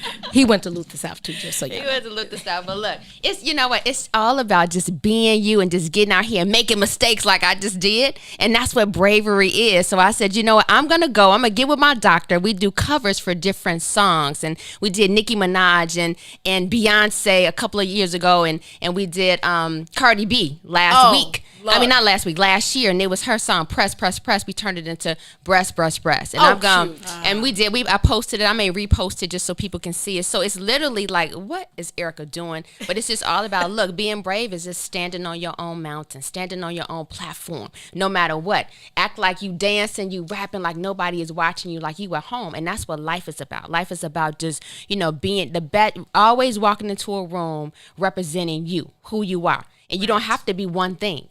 You know, you don't have to be one thing. I could be real professional, but then I can go and I could, you know, be like, cooling now. You know, I can become New Edition, whatever it is. You just have to like look into your own soul, into your own person, and say, this is what I want to do today. And after you had cancer, after it had to expose all your fears and your insecurities, and it's exposed, so you become vulnerable. So if you're gonna be vulnerable. Yeah. You know, so I say, live the life that you want to live. Not your best life, because what is that? Because the life that you want to live, that's doable for you. If you want to be, you know, on the cover of Essence, put yourself on the cover of Essence, even if you got to make the cover yourself. Yeah, you know, so that's what Brave Chick is about. It's not, you know, just the cancer. It's like, you know, cancer is the root of it. It's like the bottom of the tree that needs to be pulled out. You know, but all cancer roots aren't bad roots, because it's lessons in there for other people. So my cancer wasn't for me. My mother's cancer definitely wasn't for her. Some of it was for me to learn. And I said, Lord, what I learned, I got to go out and I got to give to other people, you know, in my time. And I didn't think I was going to be able to do anything this month because I was just distraught. But he gave me the will to say, come on, let's go. And that's it. That's life. The brave life forever. Look, brave. The brave life forever. You know, I'm a segue Luther South into brave. And you know, I'll grab a mic and That's rap. right. I know you can. I'm like, wait. Dress on, baby. And can't sing a lick. I love it. Stay with us. We'll be right back. The Book of Dawn. What's in it for the Black People Media? WIFTVPM. Shop at Black-owned and operated Solo Beauty, where you are appreciated and respected. Located at 8158 South Cottage Grove, Solo Beauty can supply all of your black hair care needs. Solo Beauty is open from 11 a.m. to 8 p.m., Tuesday through Saturday. Is it really a good idea to have the same senator for 3 generations? I support term limit for all elected officials. Our senators need to bring home growth for our business community, jobs, housing, service for our senior citizens, and healthcare. We need new ideas and new approach to federal representation. I'm Dr. Willie Wilson. Vote for me and send me to Washington, D.C. God bless. Paid for by Willie Wilson for Senate 2020. WIFTVP. Live from your media studio. You're listening to Book of Dawn. With Dawn Millhouse. Welcome back. You tuned into the Book of Dawn on What's in it for the Black People Media. It's so hot in here, y'all. My mustache is wet. Look, I waited to wipe it so y'all could see. I got the little bit. I need to probably wax this. I'm gonna be Aunt Bunny, I guess. I'm gonna wax it. But every time I wax it, it makes it look drawdy. Look. Yeah, I don't know. I think I'm good with my stash. No, I'm really not. I don't know. Anyway, I digress. We, because you know, I live in the present every day. I think maybe it was the stinky water fountain at the school that made us just be courageous. And we had a stinky water fountain by the parking lot. And look the South. Yeah, it was a I hosted like 3 events. I hosted stuff for Steve Edwards there. Yeah. I mean, Steve Conley. I always say Steve Edwards. Steve Conley. I used to do his his celebrity thing with him. Yeah, everybody used to come out. Yeah, that was fun. I know. Yeah, all of those people went there. Derek went there. I need to get Derek Dudley. I need to get in touch with Derek Dudley. No ID went there. I talked to Derek. I mean, I gotta call Don Derek. Millhouse. Yeah. Henny, Dawn Hendricks, baby, crossover, basketballer, you dig? I have my awards too, They don't know I used to hoopy. They keep trying. Even my husband is like, oh, here she go again. I'm like, okay, let the record reflect. I didn't play basketball. I was basketball. And they gave me awards. I have to look for I got Luther South Awards too. Next week, Monday, let's get down to business with Millhouse Engineering. If you have a great idea or need help or mentoring, great ideas at millhouseinc.com. Send your emails so they can answer all your questions. I probably will be dressed up on I don't know. I can't ever say I'm on my best behavior with him because he has seen the girl jump on the mic too. Tuesday, Behind the Brown Door with Kaya Holmes and Tamika Scott. Y'all know who Tamika Scott is, right? From Escape. Oh, yeah. Joining us Tuesday. Wednesday, who's that girl? Charmaine Rickett with Uncle Remus. You think I can ask her the question about Harold's and Uncle Remus? Probably not. Yeah. And Dr. Sandy Goldberg. Thursday, Sandy Red and Carl West. We're going to talk about the truth. It's Spirit Week next week. And so I'm going to post. Y'all got to dress up with us because Maze is like intent on trying to beat me. Maze does wear his suit, so he does. But I don't like dressing. He's trying to come with it on Halloween. No, that's not going to happen. No, brother. Don, I think you got him. Would you please tell him before you leave? Because you are a creative. She is, baby, and you know I like to win. Dawn's been in the lab with Halloween. Yeah. Okay, Erica. Quick quiz: sugar or salt and pepper on your grits? Salt and pepper. Sneakers or gym shoes? Gym shoes. Thank you. So Chicago. Not all Cubs or White Sox? Excuse me. You heard me. Gym shoes. You're not from Chicago. First of all, I am from Chicago. Right. Gym shoes. Hey, shit, you got them. This is my joint. He's scared, y'all. He big scared. He is. He a little nervous. It's okay, boss. She could be nervous. Thin crust or deep dish pizza? Oh my goodness! Back in the day, it was deep dish. Yeah, when we didn't have to count the calories and realize that we was eating the dairy and all that. Yeah, it was deep dish. Eating way too much. Giordano's back in the day. In Hyde Park. In Hyde Park. Ketchup or mustard on your hot dog? Neither on my hot dog, but back in the day, it was ketchup and mustard. Well, I don't eat hot dogs anymore. I dress up a vegan hot dog and swear that I am eating a real hot dog. Beyond Meat? Do you do Beyond Meat? I like Beyond Burger. Beyond Burger. And I like Beyond the sausage. Okay, I do that. I do the sausage and I'll do barbecue sauce. Yeah. But you go in the vegan section and get it's not a hot dog, but it looks like one to me and it tastes like one when you put all the stuff on it. That's right. And put it on the grill. Baby, and you good to go. And swear I'm eating a ballpark frank. Swear I am. Soda or pop? Oh my God, neither one. But back in the day, I would have said pop. We don't drink soda. Thank you very much. I don't drink either, but I call it soda. It's pop. Thank you. Harold's or Uncle Remus? So back in the day, it was Harold's. On 53rd. On 53rd. And 87 back in the we went to 87 too. That was Percy. Yeah. That's the best one. Yeah. Yeah, that was in a magazine. Yeah. That was in a magazine, Chicago magazine. They did, they rated all the Harold's all over the United States, and 87th Street was the number one. Back in the day, Lamb's Dry Rub or Leon style barbecue? You know what? I would say Lamb's. I love, my mother went to D.D. and Ness's and all these other places, and they would make them, on South Chicago. So, but, Marky went to Luther South, the Brave, so I got to say Limbs. She said, duh. Freeway or expressway? The expressway. Thank you. Auntie or auntie? Auntie. Okay. I'm always going to lose She that says, one, right? Yeah, I keep telling her it's spelled A-U. Just say it phonetically. It can't be an ant because ant is a critter. We are... closing up another week, another chapter in the Book of Dawn. Erica, keep being brave. I personally want to sow into the mission. I want to go on a mission. I you love have missions, to. baby. I'm rowdy about the mission. We got the Brave Chick Mobile. You gotta roll. I have to. Yeah. But I also want to make certain that we help support with our actions and our funding. Right? Everybody got a few dollars. Get off Amazon, okay? Because Amazon is killing right now. It is. So divert some of your Amazon funds to something that actually matters, other than the clothes you can't even wear outside because the club's closed at 10 o'clock tonight. Yeah, 10 o'clock. Right. It'll be club living room, club dining room, club den. Facts. Club kitchen. Club kitchen, club balcony. And it's going to be club What's in it for the Black People Media, because I'm about to go pop this Prosecco I brought. When we leave here today, it's Friday, right? Yes. Let me see if I can see back there. I can. Muakil Salim, the Frankie Beverly of the What's in it for the Black People family, is coming in. Smooth operator. Mr. Big Word himself. Get your dictionaries or your Google Translator. And then I said what I said with the broadcast. Little Biggs, Herb, and 2, and then Chicago famous Mike Love and Diz. Listen, here's 2 things. I have time to say 2 things. Here's 2 things. I'm still petty. We working on it. I'm trying. Okay, I'm a mature petty. Like, that's okay.